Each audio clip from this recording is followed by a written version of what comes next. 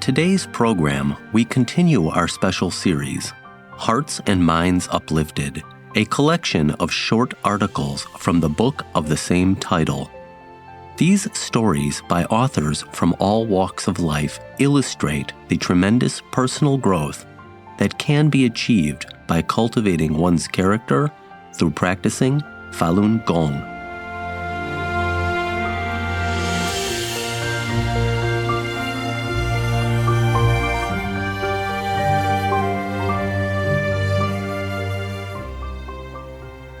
Rising from the Depths by a Chinese-American practitioner in the U.S.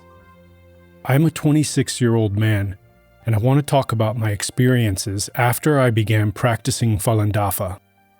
I was a typical young Chinese-American from California. My whole family immigrated to the United States in 1989 from the southern part of China. After I arrived here, I gradually changed into someone that wasn't recognizable as me at all. For example, I took up smoking, drinking, and going to nightclubs. I even got involved with a group of gangsters in Chinatown. Fortunately, I did not commit any crimes involving fighting or shooting, although I used some fake credit cards to buy expensive things and stole change from parking meters. In 1997 or 1998, when I was doing nothing, I went to the library one day and spotted a golden book called Zhuan Falun. I was interested because I had heard about it before, even though I didn't remember from where, so I checked the book out along with the exercise video. At first, I thought it would be a really complicated book, but it was not. Instead, it used the most common language, yet contained the most profound explanations of the universe. I was really amazed and full of wonder at the book. I started reading it and finished it within days. At the time, I did not completely believe everything it contained, but I knew it was really good, so I started practicing some and following the requirements with respect to elevating my character. But I was a typical lazy person, so I couldn't keep practicing every day. Eventually, I stopped altogether. In 1999, I watched the news on Chinese TV when China started persecuting Falun Dafa. I didn't believe the news from China at all. But due to my very limited understanding I had gained for a very short time, I had some doubts about Dafa. But after I read the book again, I couldn't find anything bad in it at all. It was a pure book from heaven. However, human beings have a lot of reasons and attachments to give themselves all kinds of excuses not to follow the Fa. I was like this. In the next 2 or 3 years, I took up another really bad habit, smoking marijuana. I don't know why, but I didn't want to face reality anymore, and marijuana gave me that escape. I felt so happy and detached when I smoked, and in my deluded state of mind, sometimes even wondered if this was what achieving enlightenment was like. In the beginning, I smoked once a month, then it was once a week, then it was once every couple of days, until finally I found myself smoking marijuana every day. Eventually, I spent all of my money. I knew it had to stop, but instead I stole money from my parents to buy more marijuana, while telling myself that I would stop after just one more time. But who was I kidding? I ended up smoking marijuana nonstop every day for almost 2 years. One day I had spent all of my money, including the money I had stolen from my parents. I knew that if I didn't stop right away, it was all over for me. So I decided to put an end to this once and for all. I went online to the Clear Wisdom website, the predecessor of the Minghui website. After reading some of the new articles from Master Li and some from the students, I realized how selfish and how bad I was. I swore to myself I would start over again. Since then, I read all the articles on the Clear Wisdom website every day, do 2 hours of practice at night, and go to bed reading Zhuan Falun before I fall asleep. It was not easy the first day I started again, especially when I was doing the second exercise. Maybe I had been too lazy in the past, but sweat dripped from my forehead to my chin, as if my hands were lifting thousands of pounds. In my mind, I kept telling myself to stop and leap onto the comfy bed. But visions appeared of the students in mainland China practicing every day, even in jails, with the prisoners and the police beating them up. But did they quit? No. The words from the books of Master Li also appeared, telling me that practice is hard. And if I could not even endure these little hardships, how could I practice cultivation? Who was I kidding? Thus, I did not stop my practice. I followed the Falun Dafa music and finished the whole 2 hours. It's been about a month since the day I decided to start practicing cultivation. During this time, the urge to smoke cigarettes and marijuana cropped up a couple times, but I kept reading the articles from Clear Wisdom and Zhuan Falun. Another thing happened 2 days after I decided to start practicing cultivation again. My best friend called me to go out and smoke marijuana like we usually did. I went with him, but after we smoked, I was very regretful that I had done it again. I realized that this was a test and that I had failed. I decided to tell my friend that I had started practicing cultivation. I told him that I had quit smoking cigarettes and that I would not smoke marijuana again, that this was the last time. It wasn't easy at that time for me. He kind of understood what I was saying, because from that day on, he hasn't called me again. Before I typed up this article, I wasn't sure I would be able to do it. I also want to thank Master Li and express my respect and support for the students who are being persecuted in China. If it were not for Falun Dafa, I would still be wasting my life day after day.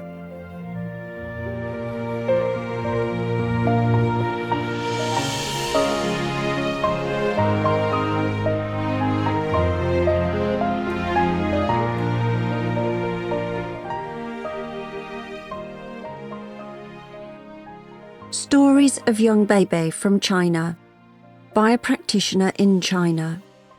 In May 1997, Beibei started to practice Falun Dafa along with his mother. At the time, he was 9 years old. Dafa is now deeply rooted in his heart. The following are some of the stories from his practice. One day in September 1997, Beibei accidentally bumped into a classmate who was holding a cup of steaming hot water. The water was spilled and scalded the classmate's hand. Angrily, the classmate poured the remaining water onto Beibei's chest, causing bad burns that blistered immediately. Despite the injustice, Beibei kept silent and didn't blame the boy. Other classmates were scared by the injury and called the teacher. The teacher informed the other students' parents, and together they went to Beibei's home. Beibei's mother asked about what happened, but she mainly consoled the teacher and the classmates' parents without blaming them. Beibei said to his mother, "I feel bad about bringing so much trouble to the teacher." Hearing this, the other students' parents and the teacher were too moved to say anything. "We were prepared to face anger," said the other students' parents, "but now we feel so ashamed." That night, when Beibei lay down to sleep after finishing his homework, his mother asked him, "Do the burns hurt?"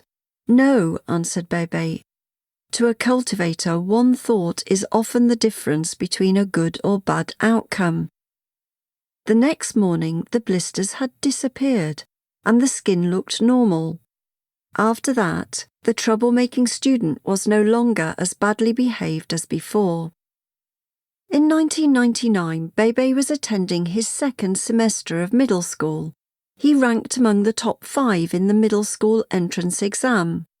1 month after the beginning of the new semester, Beibei's mother went to appeal on behalf of Falun Gong in Beijing.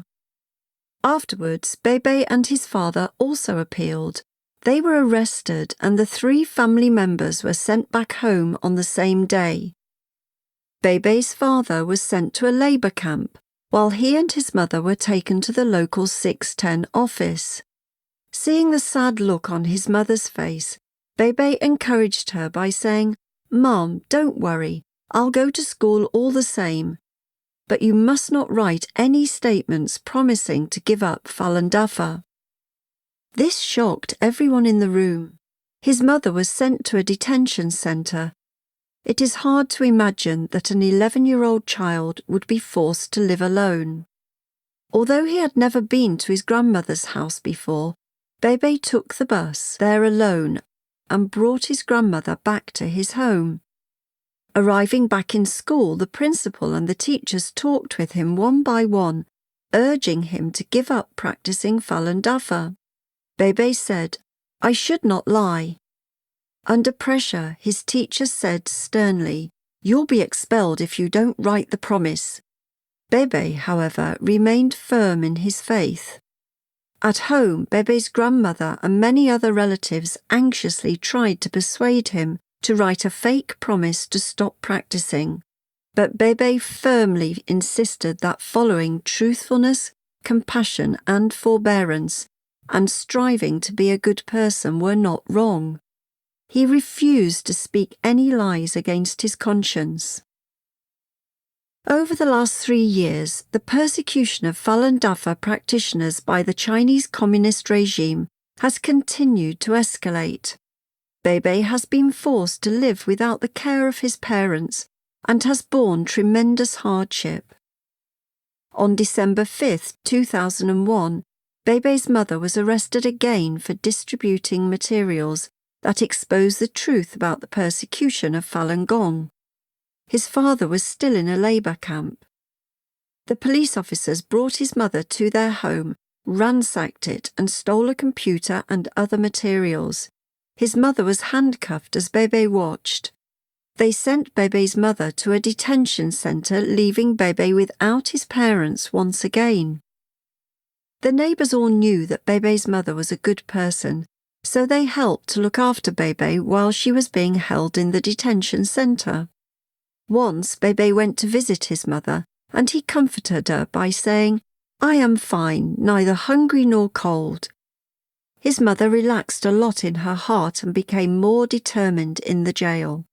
She fearlessly and continually clarified the truth to the criminals and wardens, thus benefiting those people's future. After conducting a hunger strike, his mother was finally released unconditionally on April 19, 2002. But the 610 office still refused to leave her alone. 10 days after her release, she was forced to leave home to avoid arrest. Bebe had to part with his mother yet again, but he was proud of her when he told her story to his classmates. His father kept clarifying the truth to the guards at the labour camp and was very determined to remain steadfast in his belief. He was released at the end of his sentence.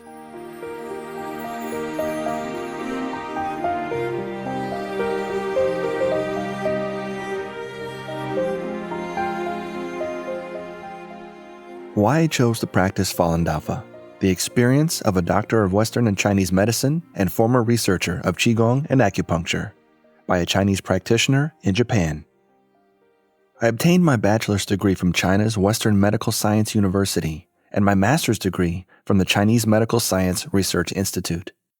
I have a master's degree in Qigong and acupuncture, certified by the State Education Commission of China, and have served as the deputy chairman of the Heilongjiang Provincial Qigong Science Research Society and counselor to the Liaoning Provincial Qigong Science Research Society. I was also nominated and recommended by Mr. Zhang Zhenhuan, formerly director of China National Defense Science and Industry Commission, and now chairman of the China Qigong Science Research Society, as academic counselor of therapeutic Qigong. Since 1985, I have had many opportunities to give lectures in European and American cities by invitation. In 1989, I came to Japan to teach. In 1990, I accepted an appointment to work in Japan and settled down in Tokyo. Prior to coming to Japan, I worked as a leading attending physician for China's State Chinese Medical Science Research Institute in Beijing, and a specially invited lecturer for the Therapeutic Qigong Research Institute of the Beijing Chinese Medical Science and Medicine University. To a Falun Dafa practitioner, the education, degrees, and titles mentioned above are of little significance. I list them here just to show that I have received formal training in modern science, and I am not a novice at Chinese and Western medical sciences, Qigong, and human body science research. In addition, being a senior high school graduate in the early 1960s and having gone through the Cultural Revolution and all types of ideological movements, I'm used to evaluating various theories and doctrines with a critical eye. I would not carelessly believe in or blindly follow any one or any theory. As to things new to mankind, I am of the opinion that we should not carelessly believe them or carelessly deny them. Rather, we should avoid the influence of our acquired perceptions and probe them with rational thinking and personal experience. Only after that shall we be able to draw a conclusion. Today, I will talk about my personal experience in choosing to practice Falun Dafa. What I will talk about here is from a beginner's perspective and won't be of much help to veteran practitioners. But to beginning practitioners and those interested in learning Falun Dafa, it may help them learn more about Falun Dafa and start the practice. In mid-1993, I left Japan for China to conduct research on various schools of Qigong practices. Near the Golden Fish Pond in Zhongshan Park in Beijing, I heard pleasant music and became curious about the source. I saw dozens of people practicing a Qigong system that I had never seen before. After the practice finished, I had a conversation with the practitioners. They told me that the practice was called Falun Gong, and the teacher was Mr. Li Hongzhi. They also mentioned that Falun Gong was a cultivation practice, and Master Li not only taught the practice, but also lectured on the Fa, law and principles, which guide spiritual cultivation at a high level. I thought to myself, this might be the advanced cultivation Dafa, Great Way, I have been seeking for years. Then, I started learning Falun Gong in the park every morning. Upon hearing that Master Li was going to give another series of lectures in Beijing, I asked the contact person of that practice site to enter my name too. August 27, 1993 was a day most worthy of celebration in my life. On that day, I became a practitioner at the 13th Falun Gong lecture series in Beijing.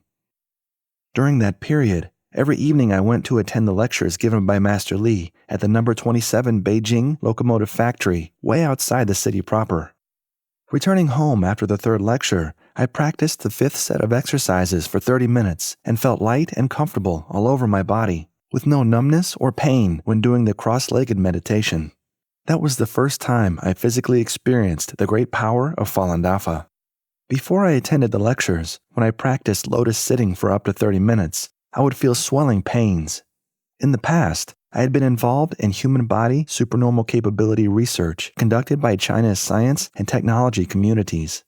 In those days, the People's Daily, the official newspaper of the Chinese Communist Party, published a commentator's article denying the existence of human supernormal capabilities. At the same time, some people in the literature and science circles also published articles in central and local government newspapers and magazines to attack Qigong, labeling human body supernormal capabilities as pseudoscience, ignorance, and superstition. The overall situation turned ominous under the circumstances. As a result, many people who had come to probe supernormal capabilities were scared away, and only a few serious scientists continued their research. At that time, under the sponsorship of the renowned scientist Qian Shuisin, we called together people with supernormal capabilities from across the country. With the coordinated effort of researchers from the Physics Research Institute, the High Energy Physics Institute, and the Biophysics Institute of the Chinese Academy of Science, and the number 1129 Institute of the Public Security Ministry, we made use of such high-tech instruments as microbeam video cameras, reaction testers, and brain electroscopes and testified to the validity of human body supernormal capabilities, including capabilities of peering through objects with the celestial eye, clairvoyance, and moving objects through dimensional barriers. Therefore, we came to conclude that besides the existing physical dimension we live in, there also exist other dimensions. The human body experiments conducted by China's upper-level science circles at that time also confirmed the existence of other dimensions, which were called by the researchers hidden states or field states. Later on, with the help of high-speed cameras, researchers from the National Defense Science and Industry Commission even succeeded in capturing tablets of medicine passing through the dimensional barriers of a glass bottle under the energy effect of supernormal capabilities. It was because of this series of successful experiments in the human body sciences that the Central Committee of the Communist Party and the State Council at that time formulated the Three No's policy regarding human body science and Qigong. That is, no promoting, no criticizing, no debating. However, since 1996, some Chinese media, including the Guangming Daily, violated the central government's three-nose policy by openly attacking Falun Gong. The situation later escalated to the Public Security Bureau arresting Falun Gong practitioners in Tianjin and the April 25, 1999 peaceful appeal in Beijing. In the recent anti-Falun Gong campaign waged by the Chinese regime, a few so-called experts or scholars have relied on the limited knowledge and assumptions of today's human sciences to rashly deny phenomena yet unknown to them. Their attitude of jumping to conclusions, subjectively itself, is unscientific and unsupported. Even from the perspective of experimental science, we should not recklessly negate things that we cannot understand temporarily. In this article, I have talked about things related to empirical sciences and cultivation theories that are often very close to theories in human society, in hopes of having society understand us, or at least to avoid some misconceptions. It is also our wish that the Chinese regime and its top leaders will clarify their misunderstandings of Falun Dafa and its kind-hearted practitioners. Personally, I like to practice cultivation alone quietly and enjoy the peace. However, when Falun Gong is being mistreated like this, as a veteran practitioner, I have the obligation to stand up to clarify some facts and reveal the truth.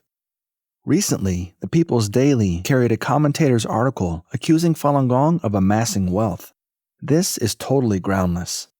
For the 10-day Falun Gong teaching series given by Master Li in Beijing that I attended, I only paid 40 yuan, the equivalent of 500 Japanese yen or $5, which was the lowest charge I've ever known for Qigong teaching sessions in China.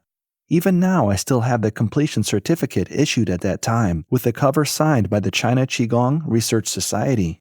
It was the China Qigong Research Society that had organized the event. At the Falun Gong practice sites I had visited in several parks of Beijing, all of the Falun Gong classes were free of charge and given by volunteers. Furthermore, the Beijing Assistance Center did not even have an office. I personally had offered to make a donation to Falun Gong, but the Falun Gong Research Society graciously declined my request after asking Master Li. According to the staff of the Research Society, Master Li said that no individual donations would be accepted, because after affluent practitioners made a donation, the less well-off practitioners might also want to make a donation. However, their financial inability would make them feel bad. That's why no individual donations were accepted. I was deeply moved by the reply. This was real, selfless benevolence and compassion. I also knew that the contact person of the Dalian Assistance Center had purchased a villa in her personal capacity and wanted to give it to Master Li as a gift. But Master Li did not accept the gift. I had also proposed to donate the 6 suites of real estate investment I purchased in Beijing to Falun Gong. But Master Li rejected my proposal again. All the above facts are what I have personally seen or heard. Since 1995, the Public Security Ministry has carried out 2 nationwide investigations into Falun Gong and concluded that Falun Gong had no political background and should be regulated as per the regular public group security rules. In fact, Falun Gong teaches good citizenship and offers instructions to genuine practitioners in cultivation practice. It brings only benefits and no harm to society. In short, the accusations made by the Chinese Communist Party against Falun Gong are non-factual. We believe that history will give a fair judgment on Falun Gong.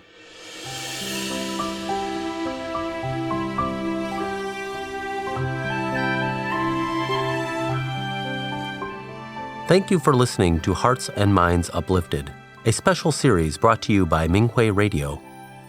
For more information, including news about the persecution of Falun Gong practitioners in China and experience-sharing stories by practitioners around the world, please visit our website at en.minghui.org.